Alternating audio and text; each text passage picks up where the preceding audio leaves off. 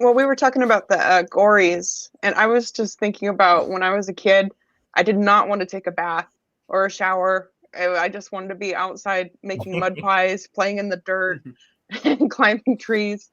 I liked, I don't know, and my parents would beg me to take a shower, but now I love taking showers and being clean. So I was thinking like Patanjali's thing about being clean, inside and outside is good, is right, and so is the Agoris. Both thinkings are right. So Yeah. So the a lot of yogis, like me included, that's why we wear white. It's like a sign of purity and cleanliness. So they're always cleansing their self, trying to keep their temple clean. You know, like they always say, if Babaji comes to my temple, which is my body today, I'll make sure it's all clean and nice. You know, the Agoris go through the other route. They say, I want to renounce the world so much that no one will even come around me because I haven't cleansed myself in a long time. So both paths are right. It's just different paths to God, but yeah, it depends which one works the best for you. You know, like I didn't think inner happiness was real. It always seemed temporary or fake. But when I started practicing Kriya Yoga, I felt a quiet happiness I've never known before. This isn't about flexibility, it's about awakening. If you want to feel that too, join my free school at freekriyayogamasterclass.com or book a free call at kriyayogamasterclass.com. They also have different frequencies, like the lifestyle in themselves. A lifestyle is a frequency, even if we're not yet aware of it. Like the way we think, that's our natural frequency. Our habits are made of our repetitive thoughts, which creates our habits, which are our habits are essentially things we do daily, weekly, monthly, and that starts because we have repetitive thoughts. We think the same things over and over again. That's how we create our personality. Oh, I know Veronica's like this because she likes this and she does that. And I know yeah. Kyle's like this because he's like this, that, and that. And that's how we know. That's how it's done. Also, I wanted to add, I'm actually lagging a little bit, so I'm gonna leave you guys. I'm gonna take a rest for now. Okay, Well, no problem. Thanks good for night. joining us. yeah, thank you Steve. for coming. It was really great It's conversation. always a pleasure. I always love it. Love you guys too. Love you too. Love you too. Bye. Night. But yeah, He kept calling Paul Kyle. but, That's okay. I was think going to it was correct him, but he left. that's fine. Yeah, go ahead. Well, you are Kyle, and I am Kyle. We're all Kyle.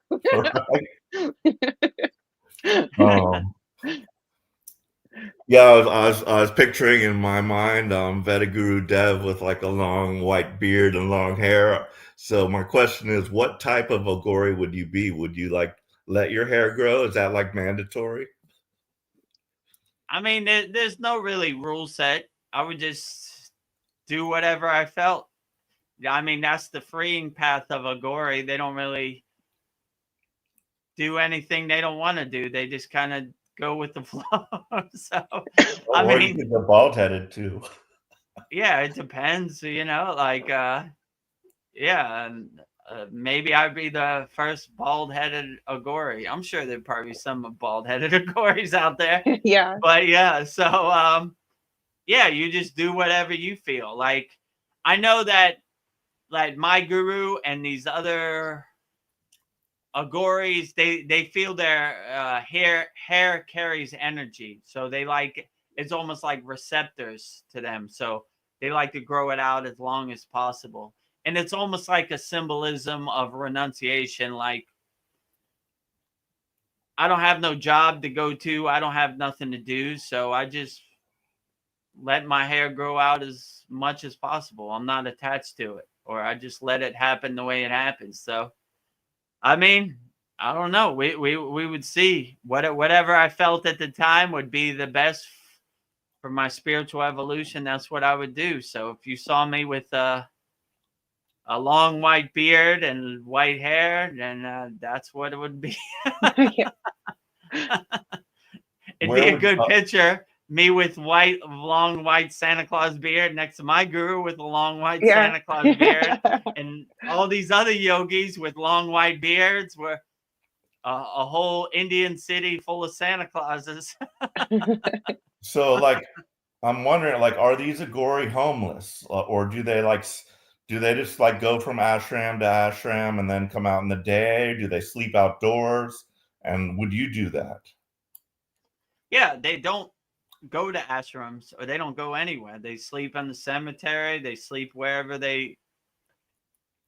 hypothetically they would be homeless, but in their mind they would say they're spiritually millionaires, so in the physical world they're homeless, but in the spiritual world they're millionaires. That's kind of how they would put it. So yeah, they would sleep wherever. They don't, like homeless people, you would say, like Indian homeless people, and people, they basically eat how people donate food, or give them money, so they would hypothetically be homeless. But when I lived in the Himalayan caves, I was homeless too. So it depends your perspective. I didn't look at it like homeless. I looked at it like sleeping in the mansion of God every day, so I mean, that's probably how they look at it, to be honest. But question about sleeping in the caves. So the government regulates like who goes up there, and would they stop somebody if they just wanted to go live in that cave? I wouldn't tell them you're going to live in there, because they, like you said, they Yeah, probably but I stop mean, like, you. would they? I mean, they probably have people that patrol it and they see who's there, and or do they? No, not really. I mean, it's so high up that they don't come. So that's Okay. kind of why they stop you before you go. Like, what is your intention? Oh, I'm just going for a couple days. Okay. And then they sign, if you tell them you're going to live there forever, they're not going to probably let you, because they don't want to go up there. Even the paper says in Sanskrit, it says like, we're not responsible if you die, So if you have a problem up there, you're on your own. Like, we're not coming there to get you. So there aren't no patrols. They're not coming, right? They're not coming. So they want to stop you before you get to that point. Let's say it like that. So that's why they have these visa rules, because I'm sure I'm not the first one who wanted to never come home. Let's say it like that. And once you get on that higher vibration, you realize you are home, and you don't want to go back to the ugly Maya delusional world. So that's what I would say. So if you could get past that point, they're not coming to the Himalayan mountains.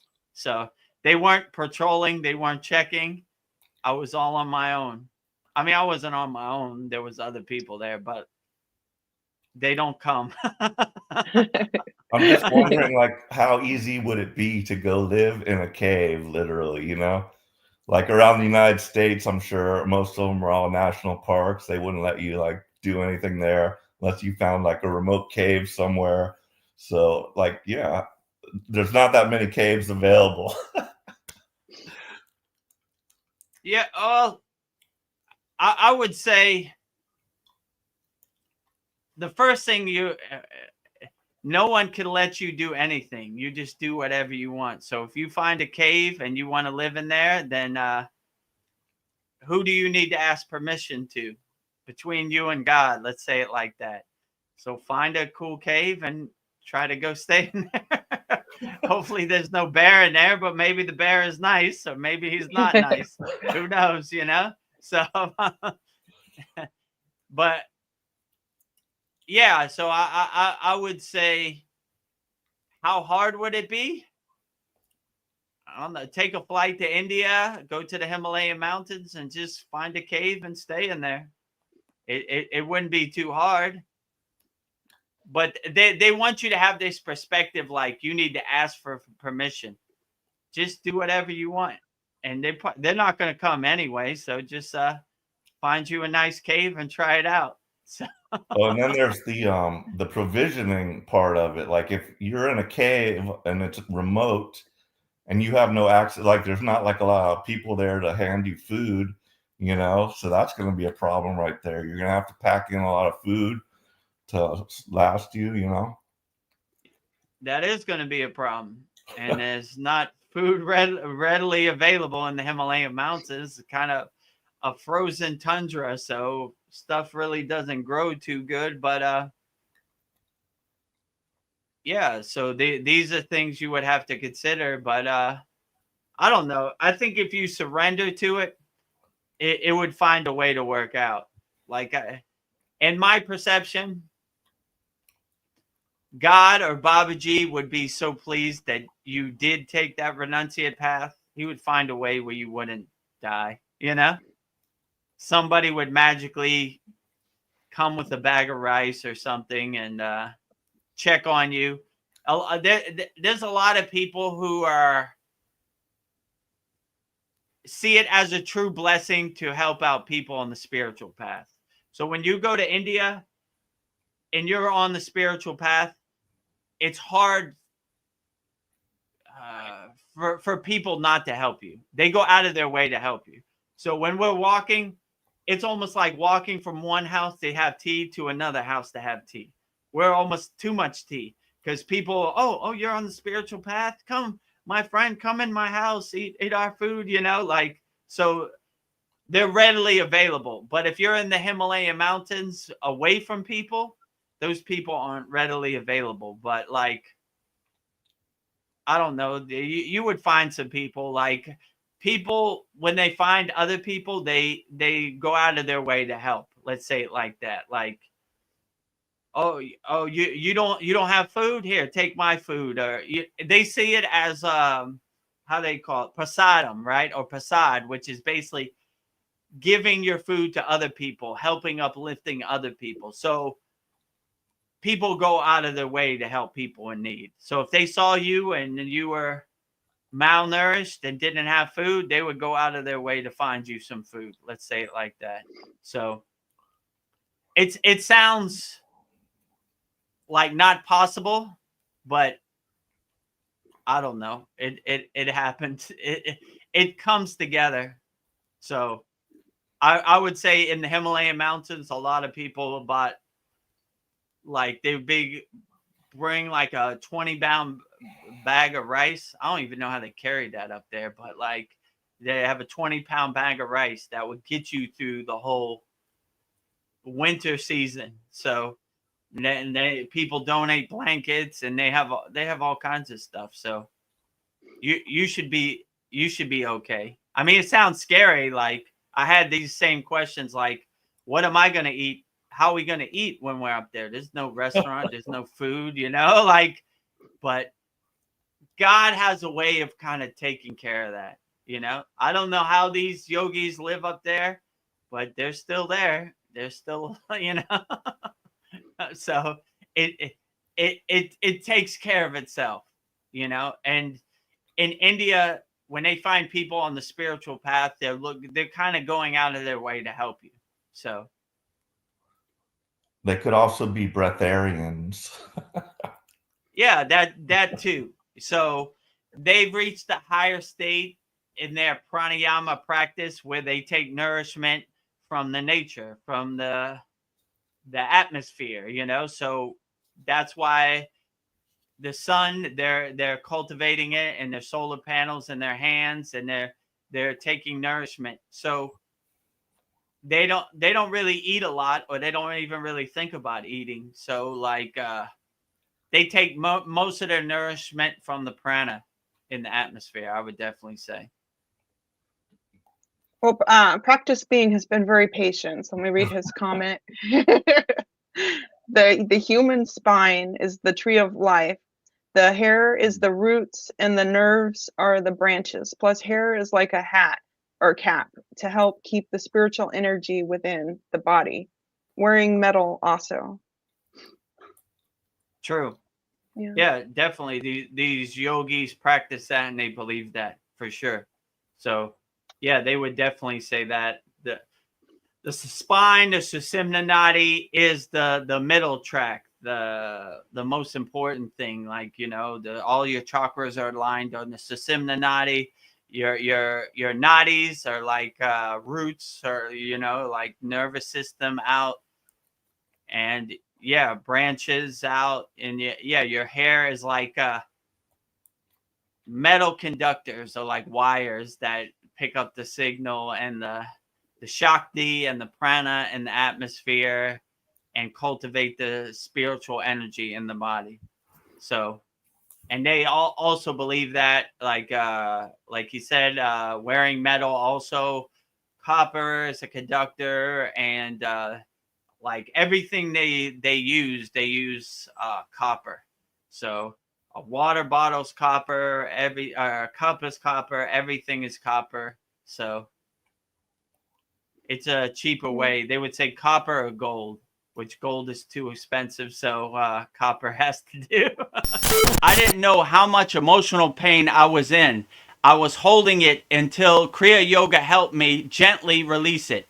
This practice goes deep, even if you feel it subtly at first. If you're healing from stress, grief, or trauma, Kriya Yoga can help you. Book a free call at kriyayogamasterclass.com or start your free journey at freekriyayoga.com. If this video touched your soul, please like, comment below, and subscribe so we can keep healing together.